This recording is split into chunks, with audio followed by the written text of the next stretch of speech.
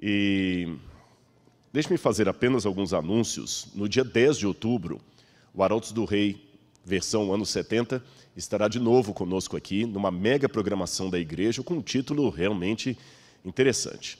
Será uma maratona espiritual e o título será Adventismo em Tempos Líquidos. Adventismo em Tempos Líquidos. O que isso significa? Várias pessoas da igreja estarão sendo reunidas para palestrar aqui, intelectuais, professores, representantes da igreja, e você é o nosso convidado, tá bem? Também haverá outra sequência dessa maratona espiritual no dia 7 de novembro e depois no dia 12 de dezembro. E agora que você pode transmitir pela internet para vários cantos do Brasil e do mundo, por que não participar? Ainda que de maneira virtual, tá bem? E hoje à noite também nós teremos uma vigília especial que começará às 16h30, 16h45, e nós vamos falar sobre vários temas relacionados ao Apocalipse, que, aliás, é a temática de toda semana. Como o pastor Gilson já mencionou, o Apocalipse será falado e nós vamos estudar o Apocalipse, e eu conto com a sua oração, a sua participação e a sua decisão ao lado de Jesus. Muito bem, meus irmãos, nós vamos colocar ali no PowerPoint o nosso tema de hoje. Enquanto ele já está sendo projetado, eu gostaria de convidá-los a lerem comigo Apocalipse, capítulo 1, já que vamos estudar o Apocalipse. Apocalipse, capítulo 1, versículo 4. João, às 7 igrejas que estão na província da Ásia, que a graça e a paz estejam com vocês, da parte daquele que é, que era e que há de vir, e da parte dos 7 espíritos que estão diante do seu trono, e da parte de Jesus Cristo, a fiel testemunha, o primogênito dos mortos e o soberano dos reis da terra. Nós sabemos que foi João que escreveu o livro do Apocalipse. Isso aí não há nenhuma dificuldade, nenhum problema. Agora, a questão é a seguinte: quem é esse João? Por isso que eu resolvi dar o título desse sermão de Aprendendo a Amar, uma análise psicobiográfica da vida do apóstolo João, do chamado discípulo amado. O que eu quero dizer com uma análise psicobiográfica? Talvez você nunca ouviu falar dessa palavra. Eu não sou psicólogo, nem historiador, eu sou teólogo e arqueólogo, mas a gente sempre, na área que a gente acaba navegando um pouquinho em diálogo com outras áreas. E uma área que tem fascinado muito agora, um diálogo interessante, é uma mistura entre psicologia e história.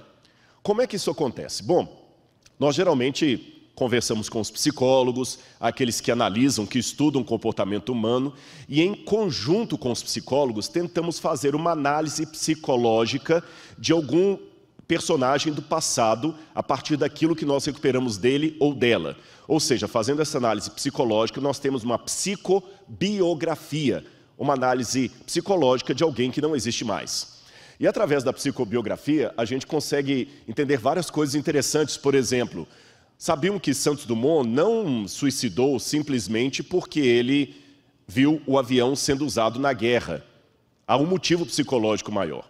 Estudos de psicobiografia, que não devem ser confundidos com psicografia, psicobiografia, mostram que Santos Dumont sofria de bipolaridade. Eu sei que o termo bipolaridade hoje está um pouco em desuso, mas eu estou colocando apenas de forma leiga. Santos Dumont tinha problemas sérios, emocionais, que o levaram ao suicídio, e aquela situação do avião sendo usado para a guerra apenas agravou um problema que Santos Dumont tinha. Bom, houve outros estudos psicobiográficos sobre Herodes, por exemplo, e a partir dessa análise psicológica, nós não vamos justificar, porém compreender um pouquinho melhor por que certos vultos da história agiram como agiram. E o que a gente pode aprender então sobre o apóstolo João? Vamos ver então. Quem era João, cognominado o discípulo amado? Pegue a sua Bíblia, se você está acompanhando em casa, corra agora, pegue a Bíblia e aproveite, enquanto você está aqui, saia um pouquinho aí do canal, mande um WhatsApp para os seus amigos. Gente, liga agora lá no canal da TV UNASP Campus São Paulo e assista essa mensagem sobre o apóstolo João. Na verdade, será uma pregação, um estudo, um reavivamento para a honra e glória de Deus. Quem era o apóstolo João? Você tem aí, no quadro, está mostrando para você um mapa da Galileia. a região de onde veio João. Você pode ver ali o mapa da Galileia, você tem em cima o mar da Galileia, tá certo? Descendo o mar da Galileia, você tem o rio Jordão, que desemboca aqui no Mar Morto. E você tem, no entorno do mar da Galileia, o nome Cafarnaum, está escrito Capernaum. Capernaum ou Cafarnaum é uma cidade onde Jesus iria morar. João provavelmente não era de Cafarnaum, ele era de uma cidade próxima ali chamada Betsaida. Mas por alguma razão que nós não sabemos qual, João mudou-se para Cafarnaum. É uma coisa que eu tenho que também explicar já nessa manhã, que nós vamos trabalhar com fragmentos de história. Eu não tenho o quadro completo. Também quero que os irmãos tenham um pouco de paciência no sentido que algumas coisas que eu apresentarei aqui são hipóteses. Eu não sou inspirado por Deus para falar uma coisa do ponto de vista profético. Eu também não estive lá na época, mas nós tentamos reunir algumas hipóteses. E quer que eu já adiante alguma delas? Você sabia que provavelmente João, o discípulo amado, era parente de Jesus? Não, Rodrigo, eu já estou na igreja há mais de 50 anos, eu nunca li isto. Você saberia dizer com que idade, mais ou menos, João começou a seguir Jesus? Será que dá para ter alguma inferência a partir da Bíblia? Antes de responder essas perguntas, vamos voltar ao mapa do Mar da Galileia. Aquela região ali, pessoal, era um barril de pólvora. Por quê? Porque muitos judeus que eram revolucionários, rebeldes, que queriam fazer revoluções contra Roma, eram oriundos da região da Galileia. A Galileia era tão desprezada pelos judeus aqui do sul, que eles diziam até que um galileu não poderia jamais ler a Torá numa sinagoga, porque a pronúncia dele iria desonrar a palavra de Deus. É porque eles diziam que os judeus da Galileia tinham um sotaque muito carregado. Tanto é que, certa feita, quando Jesus estava sendo julgado, Pedro foi reconhecido por uma das empregadas ali na casa do sumo sacerdote, por causa do jeito de Pedro falar. Ele falava como alguém que era da Galileia. Lembra a pergunta, será que se levanta profeta na Galileia? Até um dos preconceitos contra Jesus era isso. Mas vamos deixar Jesus um pouco, vamos falar de João. João era daquela região. Havia, inclusive, próximo à época que João nasceu, na minha conta, João deve ter nascido por volta do ano 10, 11 da nossa era. Um pouco antes disso, no ano 6, houve uma rebelião ali na Galileia, promovida por um homem chamado Judas o Galileu. Não confunda Judas o Galileu com Judas Iscariote, é outro Judas. Esse Judas fez uma revolução armada e os romanos entraram em peso por causa dessa revolução e destruíram muitas vilas, puseram fogo em muitas casas.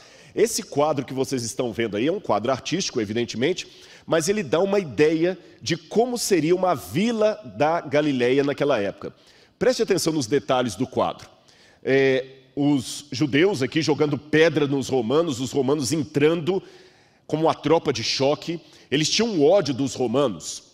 E foi nesse ambiente, num clima de revolução contra Roma, de ódio, que nasce João. João nasce justamente num período assim de nervos à flor da pele, eu podia dizer. João nasce numa época em que eles queriam expulsar os romanos de qualquer maneira. E existe inclusive um livro que eu li, O Mito do Sionismo, e esse livro, O Mito do Sionismo, diz que o efeito daquela ideologia da Galileia foi a anarquia e a revolução. A anarquia e a revolução. Tanto é que você já deve ter estudado em casa que no ano 70, Jerusalém foi destruída pelos romanos e o templo também foi destruído. Mas você sabia que a destruição de Jerusalém começou por causa das revoltas que havia na Galileia?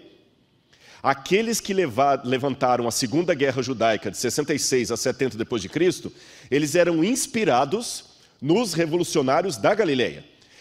Quem já estudou história sabe da Revolução Francesa, quando o pessoal pegou luta armada, destruiu a Bastilha, e quando o pessoal realmente entra numa guerra civil para tirar um tirano do poder, qualquer coisa assim, a guerra civil pode até tirar o dominante, mas ela acaba trazendo sequelas terríveis. No caso da Revolução Francesa, o próprio Robespierre, que era um dos intelectuais da Revolução, morreu na guilhotina, bem como Luís XVI, Maria Antonieta, todos os outros. As pessoas iam morrendo uma atrás da outra. A França virou um caos depois da Revolução Francesa. Pois o que aconteceu na Galileia, na época em que João nasceu, cresceu como adolescente, foi uma espécie de revolução francesa, no caso, judaica, daquela época. E a consequência disso foi que no ano 70, Jerusalém, na Judeia, foi destruída, quando Bar Giora, que era um judeu da Judeia, inspirado naqueles da Galileia, pegou luta armada contra os romanos. Agora, uma coisa que eu não posso esquecer também de dizer para você.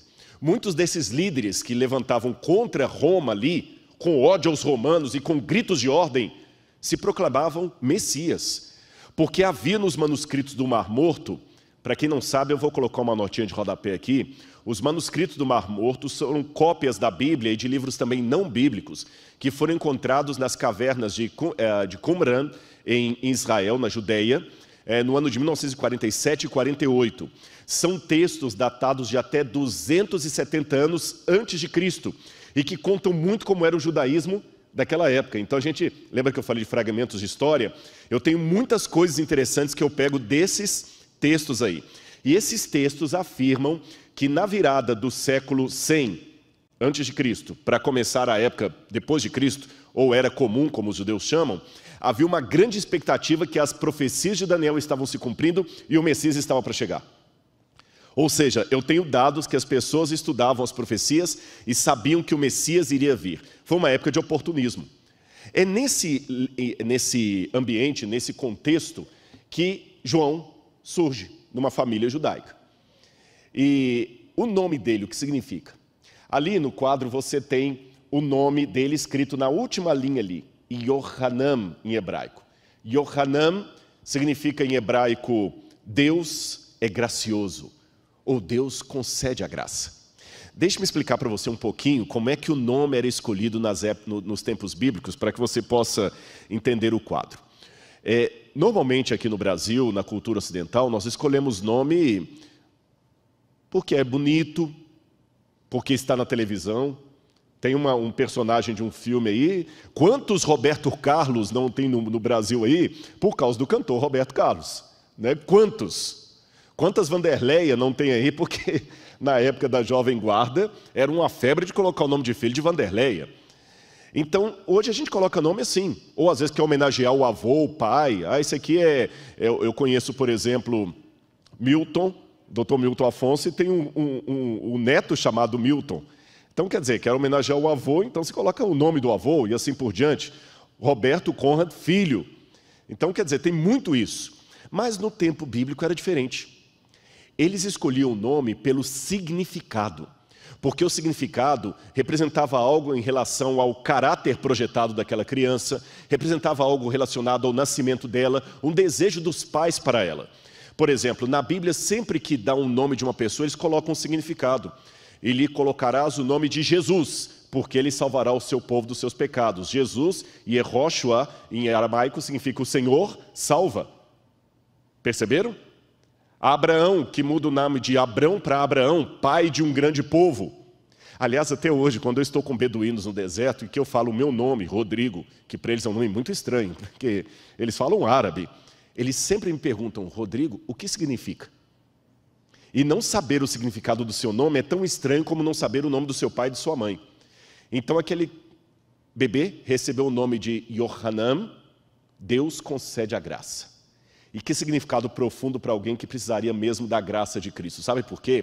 Lembra que eu comecei esse sermão propondo um exercício de psicobiografia. Nós vamos fazer uma análise psicológica do apóstolo João. E o que eu descubro? Primeiro que ele era um jovem audacioso. Ele queria encontrar o Messias. Ele cresceu na Galileia, talvez com ódio dos judeus, porque, lógico, uma criança que nasce numa comunidade do Rio de Janeiro, ela já nasce com algum contexto ali, que quando a palavra milicianos é pronunciada talvez para alguém de São Paulo, ela tem um significado. Quando a palavra miliciano é pronunciada diante de uma criança da periferia do Rio de Janeiro, ela tem outro significado. Porque o miliciano, para mim, é um dado do jornal. Para ele, o miliciano é aquele que está lá extorquindo o dinheiro do pai dele, alguma coisa dessa natureza. Vocês compreendem? Então, para um judeu da Galileia, a palavra romano, império, César, era odiada. E a palavra Messias era um sinônimo de esperança. Mas talvez João desanimado com os messias daquela época, ele queria se aprofundar mais na Torá, ele queria se aprofundar mais no estudo do Messias. E a melhor maneira que ele tinha era entrando para uma escola rabínica. Só que ele tinha que encontrar um rabino que o aceitasse como discípulo. João não era de uma família de elite, ele não tinha dinheiro para pagar grandes cursos, para ir para uma escola em Jerusalém. Então o que ele fez? Ele vem juntamente com André, um amigo que ele fez ali. Os dois saem da Galileia, vocês estão vendo o mapa, e vêm até aqui perto de Jericó. Estão vendo no mapa aí os 2 pontos? Galileia e Jericó. Eu estou sem um retorno de vídeo, o pessoal de casa também está conseguindo ver a tela cheia do...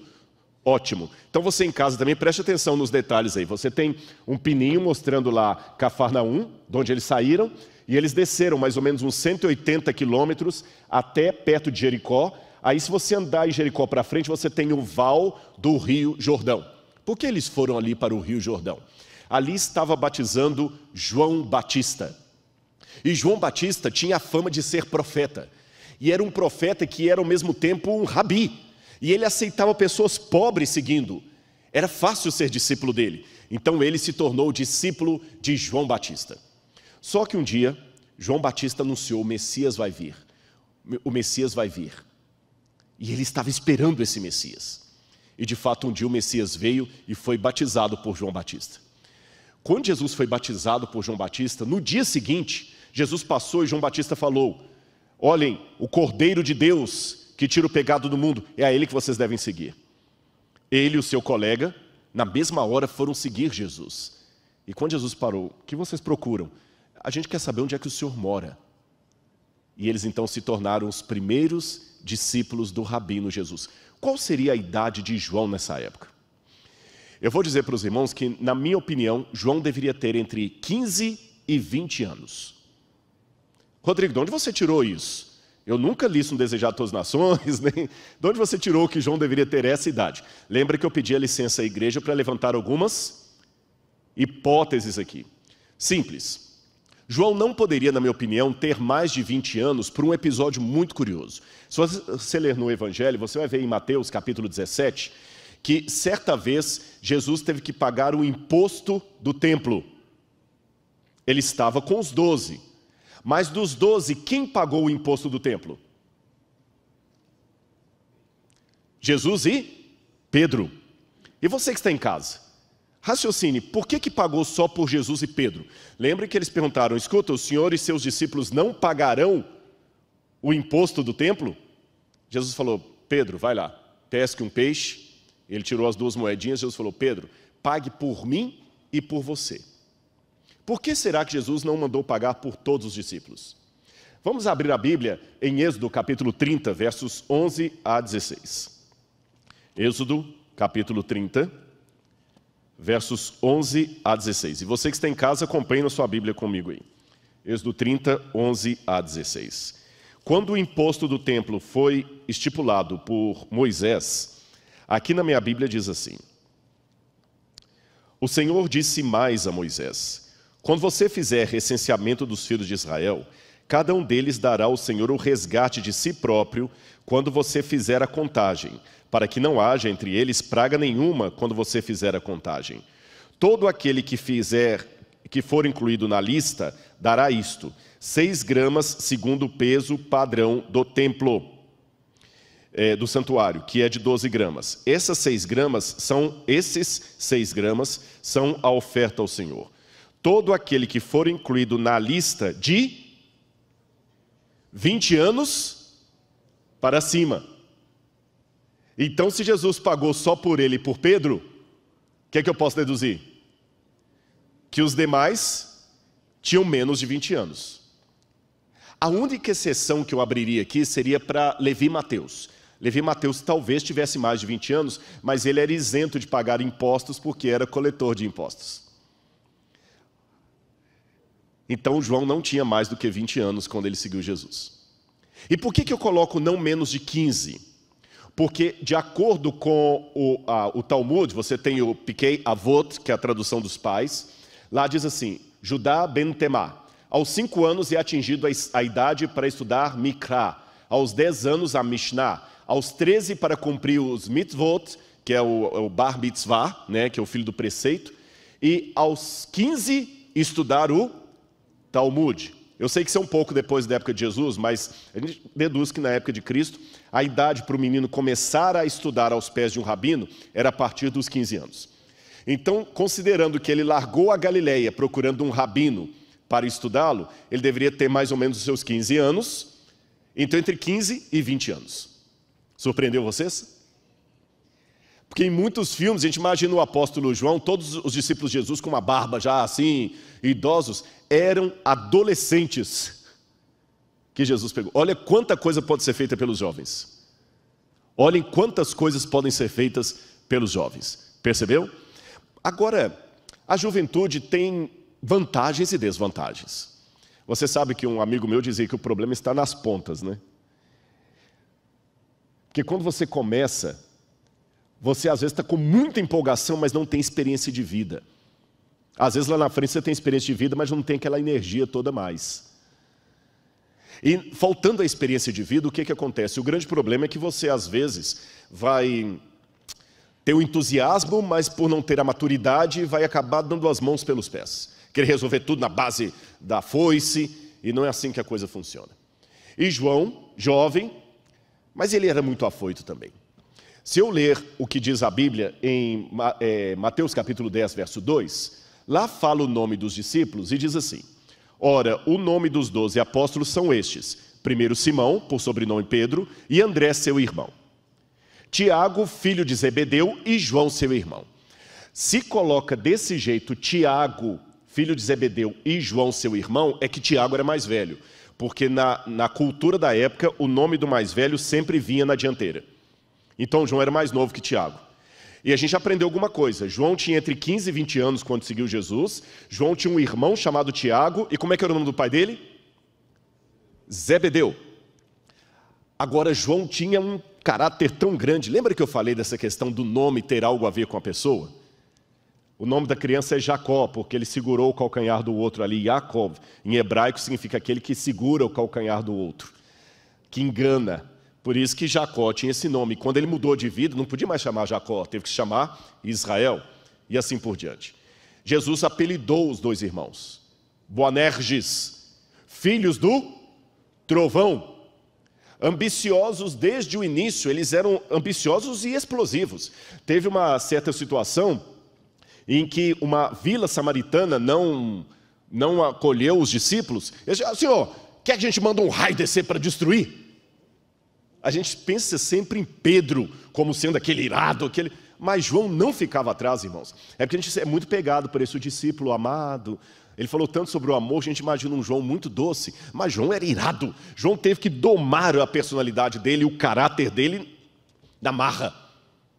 Houve um episódio que a mãe de Tiago e João chegou a pedir a Jesus: Senhor, quando o Senhor estiver no seu reino, manda um filho meu ficar à tua esquerda e outro à tua direita. Eram ambiciosos. Sempre que havia briga sobre quem era o maior do grupo, com certeza João estava entre eles. E será que João seria parente de Jesus? O que você acha? Geralmente, quando fala de João como parente de Jesus, a gente pensa em João Batista, que coloca como primo. Mas eu não estou falando de João Batista, eu estou falando do João que escreveu o Apocalipse. Então eu gostaria de convidar você que está em casa a acompanhar estas passagens da Bíblia aqui, onde eu de propósito deixei marcado algumas passagens, tá bem? Acompanhe com a gente aí, e quem está aqui na igreja vai acompanhando também. Se eu comparar o Evangelho de Mateus, Marcos e João, o relato da crucifixão, olha o que eu encontro.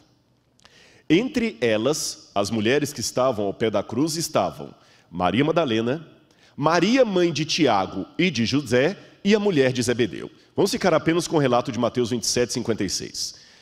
A mulher de Zebedeu era mãe de quem? Tiago e João. Então a mãe de Tiago e João estava ao pé da cruz, junto com a mãe de Jesus, junto com Maria Madalena e junto com uma outra Maria, a mãe de Tiago e de José. Por que eu sei que a mãe de Jesus estava ali? Porque o Evangelho de João vai falar que ela também estava ali. Por isso que nós chamamos o cinturão de Órion de as três Marias, que é a Maria, mãe de Jesus, a Maria Madalena e a Maria, mãe de Tiago e José. Agora vamos para Marcos capítulo 15, verso 40. O mesmo texto diz assim: Estavam também ali algumas mulheres observando de longe, e entre elas, Maria Madalena, coloquei de vermelho, está vendo? Porque é a mesma que aparece em cima, Maria Madalena, Maria, mãe de Tiago, o menor, e de José. Raciocine comigo, por que Tiago, o menor? O que você deduz? Aqui tem o pastor Gilson. Se eu dissesse assim, olha, pastor Gilson do NASP. Se eu tenho que colocar o pastor Gilson do NASP, é porque eu entendo que tem um outro pastor Gilson. Então, se eu coloco Tiago menor, é porque tinha outro, e tinha outro mesmo, que é o Tiago, irmão de João. Vamos continuar lendo. Estavam a mãe de Tiago, o menor, e de José, e Salomé. Opa, então eu já deduzo que a mulher que Mateus falou, mulher de Zebedeu, Marcos deu o nome dela, Salomé. Então já aprendi algo a mais a respeito de João. Ele era filho de Zebedeu e Salomé, tinha entre 15 e 20 anos quando começou a seguir a Jesus.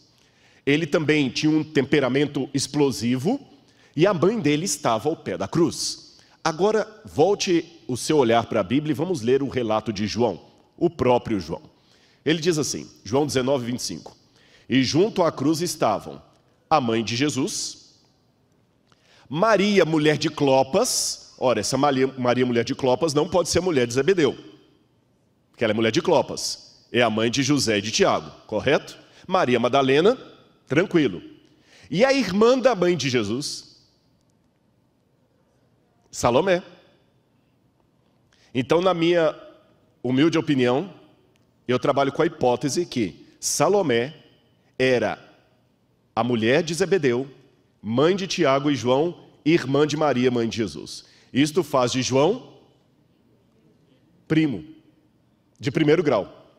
É por isso, na minha opinião, que várias situações, João está perto de Jesus ali, João com Tiago, Pedro, Tiago e João. Pedro, Tiago e João. Quando Jesus chamava três em particular, era Pedro, Tiago e João. João ainda reclinava o seio, a cabeça no seio de Jesus. E aí eu entendo por que a mãe de João chegou com tanta petulância sobre o Messias. Pela cultura do Antigo Oriente Médio, uma mulher não chegaria a um rabino assim, com essa intimidade, a não ser que ela tivesse uma ascendência de família sobre ele. E pediu, olha Senhor, no teu reino, manda um filho meu ficar à tua direita ou à tua esquerda, são teus primos. Nepotismo. E aí você entende mais uma coisa em casa. Por que ao pé da cruz, Jesus pede a João para cuidar de Maria, da mãe de Jesus? E de acordo realmente com a tradição, João foi o que tomou conta de Maria e ele a levou para a cidade de Éfeso, que você está vendo ali no mapa. E nessa cidade de Éfeso, João morou por muito tempo e depois ele morreu e foi sepultado em Éfeso. E perto de Éfeso havia as igrejas que ele pastoreava, Pérgamo, Tiatira, Sardes, Filadélfia, Esmirna, Laodiceia, falei todas, e Laodiceia, que são as 7 igrejas para as quais ele vai mandar as suas cartas que vamos estudar essa semana. Minim, a Birkat Minim, em hebraico, significa a maldição dos hereges. Agora imagina, na sinagoga, incluíram no espaço da liturgia um momento para você amaldiçoar os hereges. Imagine só, a ruptura com a sinagoga ficou muito grande. Aí eu entendo por que João escreve no Apocalipse a sinagoga de Satanás, aqueles que a si mesmos se declaram judeus e não o são. Outro problema, filosofia grega e helenismo. Você tinha ali em Éfeso muito a filosofia, 500 anos antes de João, de um sujeito chamado Heráclito.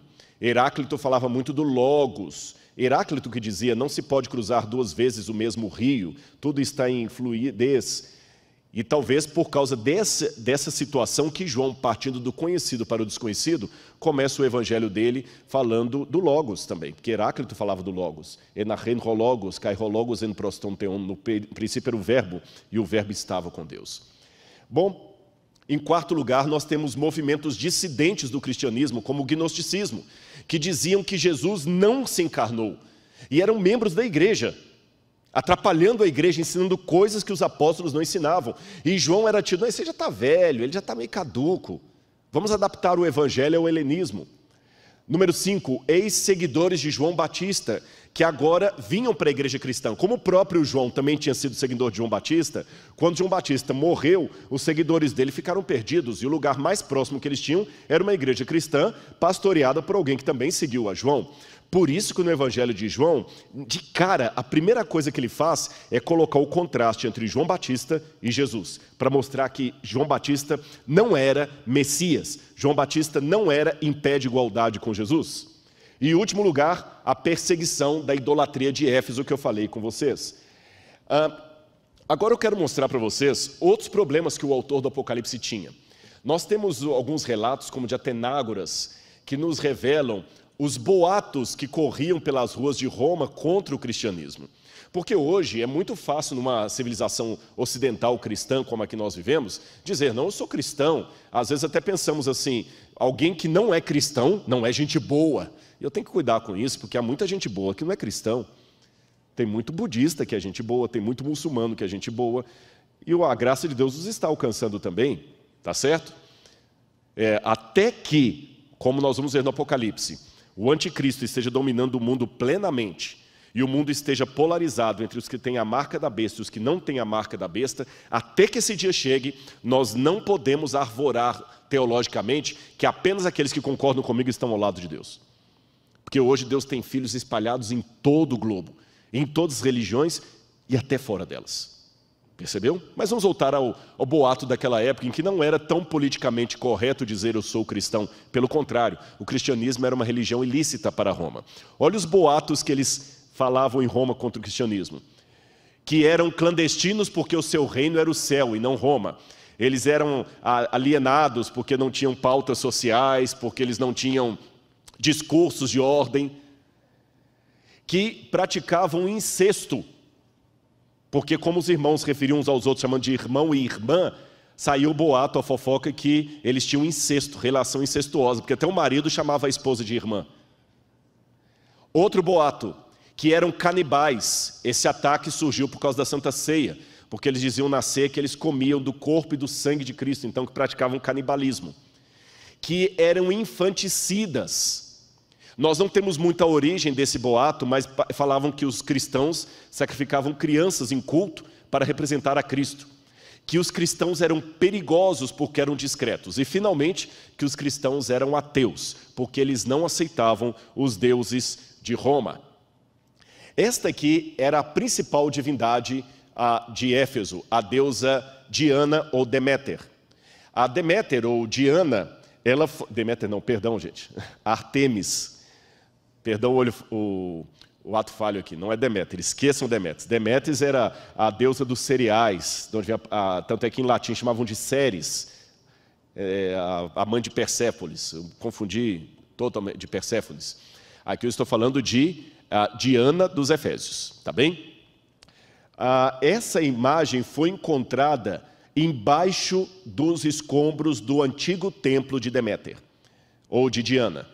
Essa era a imagem original que os adoradores de Diana ficavam gritando ali naquele teatro que eu mostrei para você, grande a Diana dos Efésios, porque a sua estátua caiu pronta do céu como um raio. E João, não apenas o apóstolo Paulo, mas João também teve que combater isso aí. Só que na época de Paulo, o grande problema era o culto a Deméter ou Diana. Na época de João você tinha um desdobramento, o culto a Diana e o culto ao imperador. E o que tem uma coisa a ver com outra? O imperador governava em Roma, João estava em Éfeso. O que tem Diana dos Efésios a ver com o culto do imperador em Roma? Se você olhar essa inscrição grega que está na cidade de Éfeso, você tem ali o nome Nekoroi ton Ephesion, em grego, que significa os guardadores, os guardiões do templo de Éfeso. Eu vou explicar para você isso. É que as cidades da Ásia Menor fizeram muita política com Roma para serem beneficiadas com títulos honoríficos, isenção de impostos. E quando o culto ao imperador começou no ano 29 a.C., quem sediou o culto ao imperador foram as cidades da Ásia Menor. Só que havia uma diferença que eu vou explicar para você. É que na época de Augusto, Júlio César foi deificado. O que significa isso? Júlio César foi considerado um deus. Depois Augusto também foi considerado um deus. Depois Tibério, depois Calígula, Nero, todos os imperadores romanos foram considerados deuses, porém com uma diferença. Eu vou explicar para você qual a diferença. O imperador só era adorado como Deus após a sua morte. Depois que ele morria, acreditava-se que ele virava uma estrela no céu, então ele era glorificado como um Deus. Mas em vida, o imperador não era adorado como um Deus. Mas sabe o que aconteceu na época de Domiciano? Domiciano foi um imperador implacável que assumiu Roma, e ele exigiu que o culto ao imperador fosse feito com ele vivo. Em outras palavras, Domiciano exigiu ser adorado como um Deus ainda em vida. Perceberam a diferença de Domiciano para os outros imperadores? Os outros só eram divinizados após a sua morte. Domiciano quis ser divinizado em vida. Olhem nessa foto aí, a imagem de uma criancinha perto do resto de uma estátua de Domiciano que foi encontrado na cidade de Éfeso. Olha o tamanho da estátua. Eu preferi colocar essa foto porque com a criança ali dá uma ideia de proporcionalidade, de tamanho. É engraçado que os próprios romanos resistiam à ideia de fazer de um homem um deus ainda em vida. Tinha uma tradição interessante em Roma que eu vou contar para você. Para impedir que o imperador se tornasse um deus em vida, eles tinham um culto, uma celebração chamada apoteose. Apoteose é quando o imperador é divinizado, mas apenas depois da morte. Quando eles divinizavam o imperador que morreu. E o que estava vivo tinha que participar de um festival que ocorria a cada época, principalmente quando ele voltava de uma batalha, e tinha que passar pelos portões de Roma, pela porta Arco do Triunfo. Aí eles colocavam assim, a cada tantas jardas que o imperador andava, ficava atrás dele um escravo, repetindo em latim assim, respite poste omnem te memento. Olhe para trás e lembre-se que você é apenas um homem. Outra versão diz que o escravo falava assim a cada tanto, memento mori. Lembre-te que você é mortal, que tu és mortal. Você é mortal, você é homem. E quando ele era aclamado como imperador, eles tinham até um costume interessante. Eles traziam para ele uma bandeja. E quando eles colocavam nessa bandeja, eles colocavam várias palmeiras. Pegavam ramos de palmeira, porque a palmeira era um símbolo de vitória. E colocavam as palmeiras na bandeja. Agora, para quem é mais antigo que está me assistindo aí, eu quero que você talvez lembre de casa. Como é que antigamente eles chamavam as bandejas? Agora todo mundo está com medo de falar aqui na igreja, parece que é velho, né? Eu vou dar uma ajuda. Quando passavam geralmente as bandejas para recolher a oferta, o pessoal chamava como? As salvas. Bandeja antigamente era salva, em latim bandeja é salva. Então, como eles colocavam as palmeiras em bandejas, daí que veio a expressão uma salva de palmas. Perceberam? Daí que veio a expressão uma salva de palmas. Mas sempre lembrando que o imperador é apenas um homem. João, evidentemente, foi contra isso aí. E embora Jesus trabalhou muito com o caráter dele, Jesus usou João apesar das suas debilidades, eu acho que ainda tinha um pouco daquele filho do trovão, falando assim, não vamos aceitar o imperador. Ele bateu o pé, e até, segundo a tradição, isso não está na Bíblia, mas nós temos uma tradição disso do IV século, no Atos de João, é dito que Domiciano o jogou dentro de um tacho de azeite fervendo. Tradição que, aliás, também é encontrada no livro Atos dos Apóstolos de Ellen White. Essa foto que vocês estão vendo aí em casa agora é a foto de San Giovanni a Porta Latina. E o oratório, e lá do lado você tem um quadro a óleo chamado San Giovanni em óleo, que mostra esse episódio de João. Mas como ele sobreviveu, Domiciano não queria fazer dele um mártir. E Domiciano então aproveitou, porque Éfeso foi a primeira cidade a oferecer para Domiciano as bases políticas para que ele tivesse o culto em vida. Não deu noutra. João era uma pedra no sapato. Domiciano tinha que, de alguma maneira, tirar João dali. E o que ele fez? Ele sentenciou João para mandá-lo para a ilha de Pátimos. Agora você pode perguntar, por que a ilha de Pátimos? Vamos ver primeiro um pedacinho da ilha de Pátimos, 5 minutos aqui, eu já vou encerrar. Coloca só para o pessoal ter uma noção da ilha de Pátimos, onde João ficou. Hoje é uma ilha linda na Grécia. Ali em cima, aquele pequeno castelo que vocês estão vendo ali, é um mosteiro ortodoxo, que foi fundado no século XII depois de Cristo. Na época de João, ali em cima tinha um templo de Diana dos Efésios, da Diana, da Artemísia. É uma ilha, como vocês veem, pequena, tem muitas casas hoje. Esta é uma praia que tem ali, é o único lugar que tem uma praia desse jeito. Alguns até imaginam que foi aí que João teria aquela visão, que ele ficou em pé sobre a areia do mar e viu a besta subindo das águas. Que é o único canto da ilha que tem essa prainha aí. Mas na época de João era um lugar desolado. Havia uma comunidade, que morava ali. Não era uma ilha presídio, não era como Alcatraz. Muitas pessoas pensam Alcatraz, João trabalhando em trabalhos forçados nas minas, não. Era um lugar que tinha um templo de Diana, havia uma comunidade que morava aí, havia inclusive hipódromo na cidade, mas em que sentido que eu falei que ela era desolada? É porque a cidade praticamente não tem muita fonte d'água, é pouca, até hoje é pouquíssima fonte d'água na ilha, a água tem que vir do continente. Não dá para plantar muita coisa, vocês estão vendo que é uma ilha vulcânica, e na época era um centro de peregrinação da deusa Diana dos Efésios. Agora, com base nisso, eu consigo entender a sentença de Domiciano. Existe uma mulher chamada Flávia Domitila. Flávia Domitila era parente de Domiciano. E quando ela se converteu ao cristianismo, eu vou falar mais de Flávia Domitila durante a semana, o próprio Domiciano mandou que a prima dele fosse para o desterro. Há várias sentenças que ele poderia dar. Você tinha o desterro exilium, lata fuga ou libera fuga, ou seja, o condenado ia para alguns lugares, mas era proibido de entrar em outros, como Domiciano fez com Crisóstomo. Você tinha também a deportação, que era uma pena mais grave que o desterro. Era considerada como pena capital, pois implicava numa espécie de morte civil. Os deportados eram banidos para os piores lugares. E dentro da deportação você tinha o deportatio in insula, onde o indivíduo ficava num lugar de aquae et ignis interdicio, ou seja, privado de água e de fogo. João então foi para um lugar que era privado de água e de fogo, de calor e fontes d'água, mas era um centro de peregrinação da deusa Diana dos Efésios. Aí agora eu entendo o processo psicológico do Domiciano, porque que ele mandou João para a ilha de Pátimos.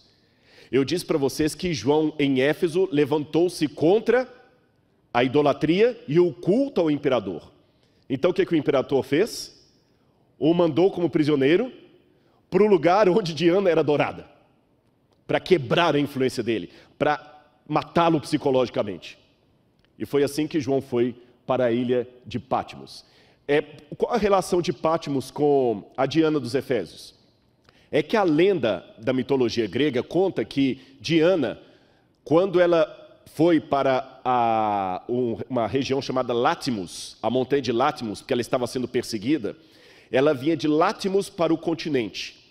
E quando Diana, ou Artemísia dos Efésios, sai de Látmos para o continente, Látmos com L, ela via sob as águas uma bela ilha que estava afundada. Quem mostrava essa ilha para ela era a deusa Selene, a deusa da lua. Só que um dia Selene fez algo. Selene falou: olha como essa ilha é linda. Diana, essa ilha pode ser sua. Então, Diana, Selene e Apolo foram conversar com Zeus. Zeus fez a ilha sair da profundidade das águas para a superfície, e Diana então pediu a Zeus que desse a ilha para ela, onde ela pudesse ser adorada. Então Éfeso era o centro administrativo do culto ao imperador em vida e do culto a Diana, e o centro de peregrinação religiosa era a ilha de Pátimos, que teve esse nome Pátimos por causa do monte Látmos, de onde Diana saiu. Ficou mais claro para você que está agora acompanhando de casa o contexto? Por que João foi banido para a ilha de Patmos? Pois tem uma passagem do livro Desejado de Todas as Nações que me chama muita atenção. Ela diz, a autora, a extremidade do homem é a oportunidade de Deus. Foi ali naquela ilha que João teve a mais bela visão do juízo da volta de Jesus. Essa foto que vocês estão vendo aí é de um resto de uma torre de observação de romanos da ilha de Patmos. É uma das poucas coisas que nós temos que data da época de João. Quando eu vou a esse lugar, eu fico pensando, por essas escadas subiram soldados que vigiavam a ilha. Talvez algum deles entreteve diálogo com o apóstolo João. Quem sabe algum desses soldados não foi convertido pelo próprio João, porque ele certamente fez amigos e amizades ali. E sendo assim, eu termino a minha mensagem para você lembrando uma coisa. Quem era João a partir da psicologia, da psicobiografia que eu quis apresentar para você? João era o filho do trovão. Alguém como eu e como você, que precisava de ajuda. E por que Deus deixou que os traumas, os erros, os defeitos dos seus servos e servas estivessem contidos na Bíblia? Sabe por quê? Porque ali ele mostra o que a graça pode fazer a uma pessoa. Lembra o que eu falei sobre o significado do nome de João, Yohanan? Deus concede a graça, o Senhor concede a graça. E foi isso que João mais precisou em toda a sua vida, da graça de Deus para transformá-lo. E quando eu, Rodrigo, com todos os meus defeitos, pecados e vícios, olho para a Bíblia, eu vejo muito de mim naqueles homens e mulheres de Deus. Eu não digo isso com nenhuma arrogância, porque eles tinham virtudes, mas também tinham defeitos a serem corrigidos. Aí quando eu olho e falo, espera aí, Senhor, se há espaço para eles, há espaço para mim também. E você que está me assistindo agora em qualquer lugar do Brasil ou do mundo, se há espaço para mim, também há espaço para você. Não um espaço apenas de banco, um espaço ativo, para que Deus possa transformar você. Mesmo que você for uma pessoa ambiciosa, lutando com o seu caráter, com a sua personalidade irascível, dia após dia, calma, Deus ainda vai cuidar de você. E mesmo que você for um filho do trovão, Deus vai usar você, como usou João. E se algum dia você, mesmo fazendo bem, por amor a Cristo, for jogado numa ilha de Patmos, Ele vai estar com você. Ali Ele falou com João. Porque hoje eu estou pregando numa igreja confortável, tendo o prazer de ser apresentado como um pregador da igreja adventista, cantando com o quarteto Arautos do Rei, mas podem ter certeza, esse sermão foi preparado pouco tempo antes de eu subir a esse púlpito. Quando eu digo pouco tempo, não poucos minutos. É um sermão inédito, eu quero dizer. Ele foi preparado há poucos dias. Mas o Espírito que me imbuiu a pregar esse sermão foi preparado quando eu estava na minha ilha de Patmos, no alto da laje de uma casa, chorando copiosamente, com 13 anos de idade, e ouvindo o Arautos do Rei e a Voz da Profecia na rádio Itatiaia. E Deus estava comigo ali. Eu quero mostrar para você em casa mais um trecho da ilha de Patmos. E eu quero terminar o meu sermão com mais essa imagem de Patmos. Patmos hoje é um lugar muito gostoso de se visitar.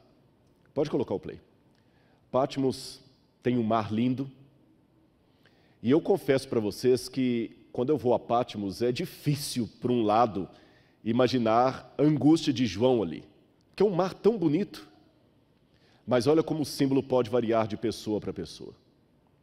Aquele mar, que hoje para mim é tão bonito e que eu vejo tanta gente tirando foto ali, turistas do mundo inteiro, naquela época era o que separava João dos seus queridos. Aquele mar era sua prisão, era aquele mar que lembrava o que ele era, um prisioneiro de Jesus Cristo. Aquelas rochas cercadas de água por todo lado, eram que constantemente, manhã após manhã, o lembravam como ele estava longe daqueles que ele amava. E ele estava preocupado com a igreja. Será que os gnósticos vão tomar conta da igreja na minha ausência? Será que a igreja vai se perder? Será que Jesus não vai voltar? Será que nós nos equivocamos? E ele olhava para aquele alto onde hoje está o monastério e viu o templo de Diana, tão imponente, tão poderoso. E eu fico imaginando esse sentimento de João e traduzindo para hoje, que a gente vê a igreja parece tão pequena. O evangelho parece tão pequeno. Quem sou eu para competir com youtubers que ensinam coisas antibíblicas? E eu também olho para o mar que me aprisiona nesse mundo. Pode ser alegria para os turistas, mas para João, aquele mar, símbolo de povos, nações e línguas, era o que afastava dos seus entes queridos. É por isso que, de maneira triunfal, ao final do livro, ele diz: vi um novo céu e nova terra, porque o primeiro céu e a primeira terra passaram, e o mar já não existe. Não haverá mais distância, não haverá mais pranto, nem morte. E é com essa primeira promessa de João que eu inicio essa semana de oração sobre o Apocalipse. Você conheceu aqui João, o discípulo do amor, que teve que aprender na marra o que é amar e se sentir amado por Deus. E nesse momento eu quero que o Arautos cante novamente uma música que fala do amor de Deus. E onde quer que você esteja nesse momento, que o Espírito Santo possa chegar onde a voz do pregador não chega. E possa, talvez, convencer você da primeira verdade bíblica que você tem que aprender. Sabe qual é? Eu vou até querer que essa câmera aproxime mais aqui, que eu quero falar bem pertinho para você. Você pode esquecer tudo que eu falei nesta manhã. Os títulos, as datas. Mas lembre-se de uma coisa. Deus ama você. Essa foi a verdade teológica que eu tive mais dificuldade de aprender. Por problemas emocionais. Eu não entendia que Deus podia me amar. Quando eu descobri que Deus me amava, o meu primeiro desejo era falar isso para todos. E repito, Deus ama você. Jesus tinha 12 discípulos, mas João era aquele que reclinava a cabeça no seio de Jesus. E hoje, o céu dá esse direito a você, de se sentir um discípulo, uma discípula amada de Jesus. Fique tranquilo, o seio dele é grande o bastante para caber todos, mas não se preocupe agora com todos. Você tem o direito espiritual de se sentir o Filho único de Deus no universo. Não o Filho Jesus, porque esse cargo só ele tem, mas de todos aqueles que foram criados, você não pode se sentir menos do que o Filho amado de Deus. Mesmo em Patmos, ele voltará. E o mar não existirá mais, no sentido da divisão entre você e aqueles que você ama. Que Deus use a vocês mais uma vez.